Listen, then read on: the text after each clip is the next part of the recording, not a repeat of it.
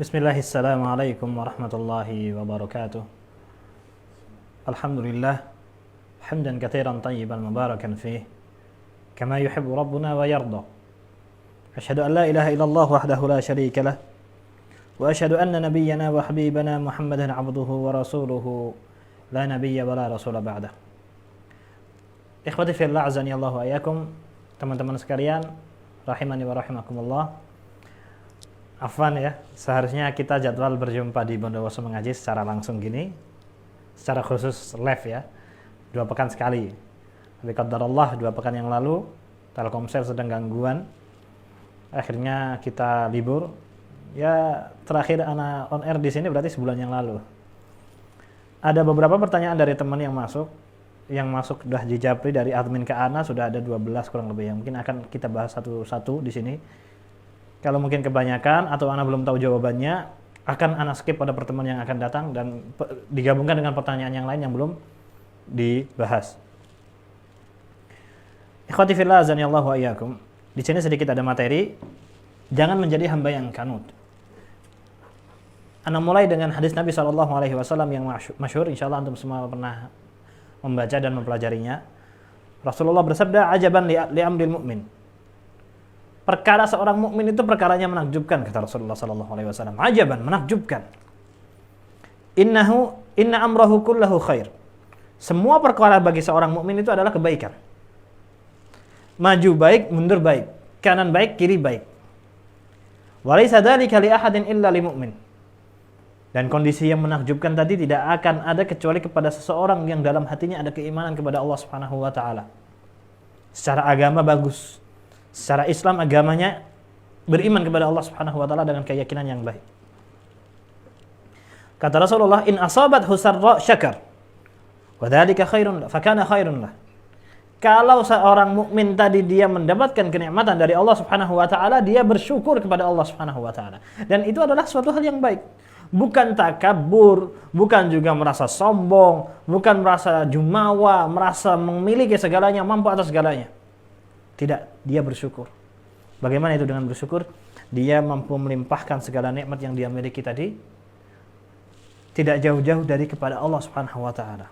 Karena orang yang bersyukur ini tahu siapa yang memberi, siapa yang ngasih rezeki ini, yang ngasih Allah Subhanahu wa taala, dan dia tahu itu tidak lepas dari hanyalah sebuah titipan yang nanti akan suatu saat Allah akan segera ambil. Sebelum Allah ambil, karena masanya sudah habis, karena dunia ini hanya fana, atau orangnya tadi yang diambil oleh Allah, si mukmin tadi akan segera menginfakkan di jalan Allah Subhanahu wa taala. Itu adalah salah satu bentuk syukur. Menggunakannya di jalan Allah Subhanahu wa taala. Bukan kemudian merasa sombong, ini karena usaha saya sendiri. Sebagaimana yang diucapkan Qarun. Ketika diingatkan sama Musa alaihissalam, ini hartamu adalah titipan dari Allah Subhanahu wa taala, kata dia. Ini saya tidak akan mendapatkan kekayaan ini kecuali karena jerih payah pekerjaan saya. Sombong, takabur, dia tidak bersyukur.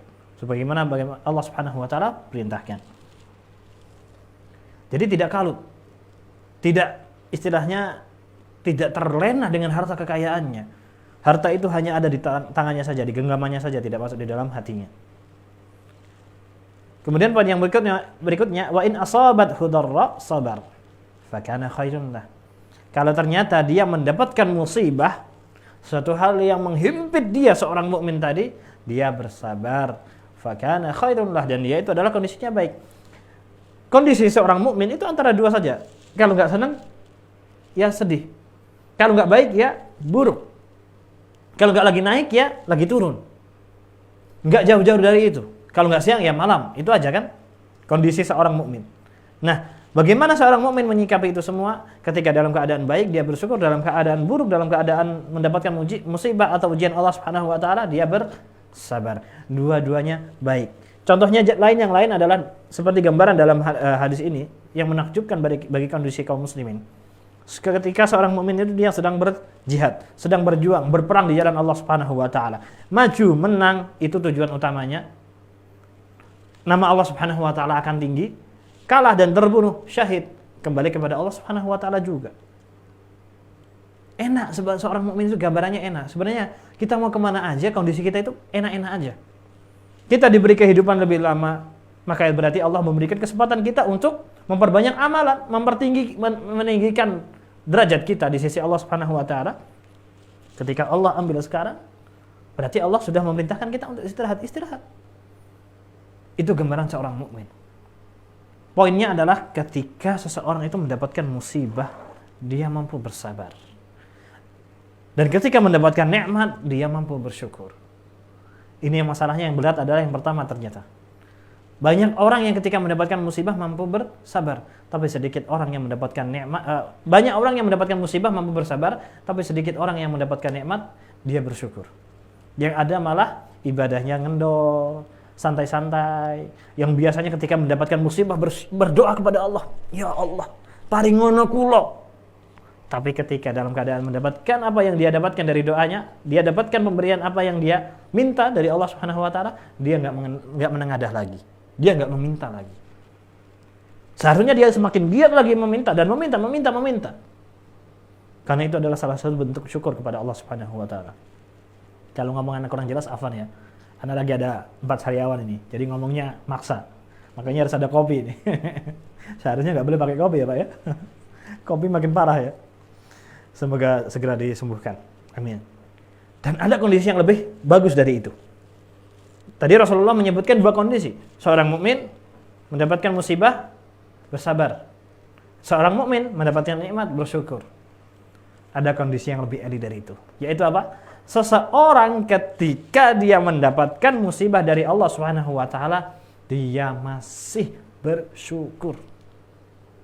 Ini adalah kondisi keimanan seseorang yang ketika memang sudah mengakui keberadaan Allah Subhanahu wa taala.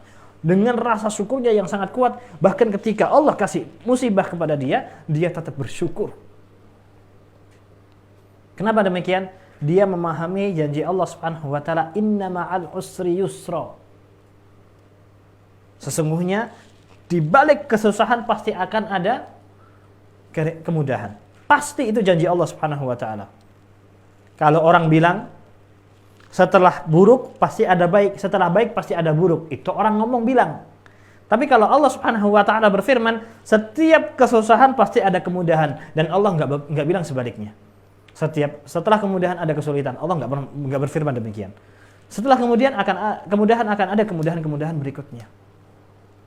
Tapi janji Allah Subhanahu wa taala setelah setiap ada kesusahan pasti akan ada kemudahan. Nah, ketika seorang hamba menyadari bahwa Allah memberikan kesusahan kepada dia, sebuah musibah, seorang hamba yang yakin dengan janji Allah Subhanahu wa taala akan tahu setelah ini Allah akan berikan jalan keluar. Apa yang harus dilakukan seorang mukmin? Cukup bertakwa kepada Allah, kembali kepada Allah, bertawakal kepada Allah. Allah sudah menjamin juga, "Wa may yattaqillaha yaj'al lahu makhraja." Barang siapa yang bertakwa kepada Allah, kembalinya kepada Allah, ke Allah lagi, muternya di situ terus. Tauhid ya. Tauhid terus. Kembalinya ke Allah terus sudah. Bahkan dalam perkara sendal yang putus aja sahabat ridwanullah alaihim, mereka mengadukannya kepada Allah. Tawakal kepada, kembalikan kepada Allah. Ya ja'allahu makhraja, maka Allah akan berikan jalan keluar tadi. Sombong kita ini. Ketika dapat nikmat, merasa ini adalah usaha sendiri. Meskipun dalam hati kita enggak mengatakan demikian, tapi secara prakteknya, dari segi kedekatan kita kepada Allah, ketika kita dalam keadaan roha, ketika dalam keadaan santai, enggak ada ujian, enggak ada musibah, dalam keadaan apa? Sombongnya kita adalah ketaatan kita kepada Allah berkurang. Itu loh. Jauh kita dengan kualitas seorang mukmin tadi yang Anda katakan di level ketiga. Ketika seseorang mendapatkan musibah, dia tetap bisa bersyukur. Lalu bagaimana dengan kondisi seseorang yang ketika mendapatkan nikmat saja, dia masih mengurangi ketaatan dia kepada Allah Subhanahu wa taala dibandingkan dia dalam keadaan musibah? Ini saja ada orang ketika dia mendapatkan musibah, dia masih bisa bersyukur. Kondisinya adalah sangat jauh sekali dengan orang yang ketika mendapatkan nikmat saja, dia masih lupa kepada Allah Subhanahu wa taala. Dikisahkan di sini ikhwati fillah adalah Nabiullah Ayyub alaihi salatu wassalam. Wa Ayyuba idh nada rabbahu anni massani ad-durr. Ketika Ayyub alaihi salatu wassalam menengadah kepada Allah, ya Allah, anni massani ad-durr wa anta arhamur rahim. Aku mendapatkan ujian yang berat, kesusahan yang berat. Tapi kisahnya sebelum itu adalah Nabiullah Ayyub alaihi salatu wassalam selama 70 tahun tidak pernah sakit.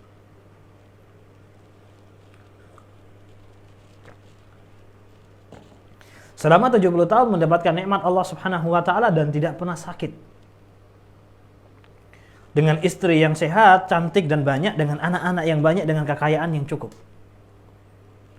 Ketika suatu saat Allah Subhanahu wa taala uji Ayyub alaihi salatu wassalam dengan penyakit, yang mana penyakit itu sama sekali belum pernah ada seperti itu.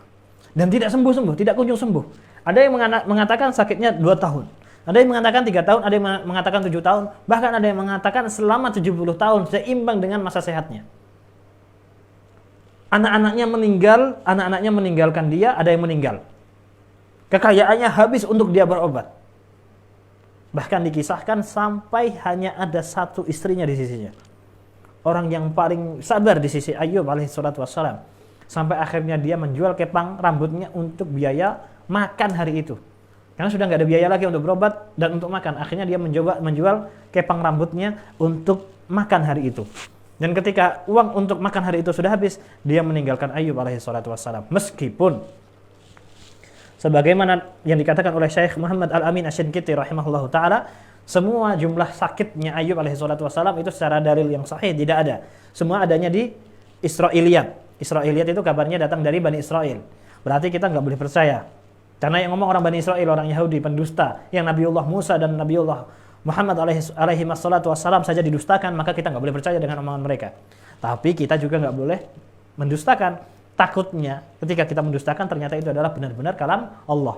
Maka kita nggak boleh terima, kita juga nggak boleh tolak. Udah, bagaimana? Diam aja. Intinya adalah sampai istrinya yang sendirian menjaga Ayyub alaihi salatu wassalam ini minta kepada sang Nabi, ya Nabi Allah, udah minta kesembuhan saja kepada Allah. Kata Ayyub apa? Allah sudah ngasih aku kesehatan berapa lama?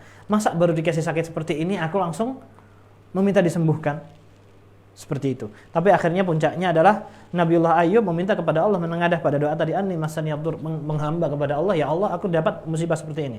Sampai akhirnya Allah Subhanahu wa taala memerintahkan Nabiullah Ayyub untuk mandi dengan air, yang air itu Allah Subhanahu wa taala utus dari sisinya, yang akan memberikan kesembuhan untuknya. Di sini adalah ikhwati fillah, Nabiullah Ayyub pun diuji dengan ujian yang berat.